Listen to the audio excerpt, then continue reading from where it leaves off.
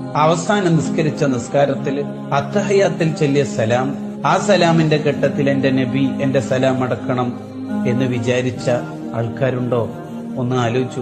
ആ സമയത്ത് പോലും നമുക്ക് ഓർമ്മയില്ലെങ്കിൽ എല്ലാ നിസ്കാരത്തിലും നമുക്ക് വേണ്ടി ദുആ ചെയ്ത നേതാവിനെ നിസ്കാരത്തിലെ അസ്സലാമു അലൈക അയ്യുഹൻ നബിയു എന്ന് പറയുന്ന ഘട്ടത്തിൽ പോലും ഓർക്കണില്ലെങ്കിൽ നബിക്കല്ലേ സലാം പറയണത്? ആർക്കാണ് സലാം പറയണെന്നുള്ള ബോധം പോലും നമുക്കില്ലെങ്കിൽ എന്ത് മഹബത്താ നമുക്കുള്ളത്? പഠിക്കണ്ടേ നമുക്ക്?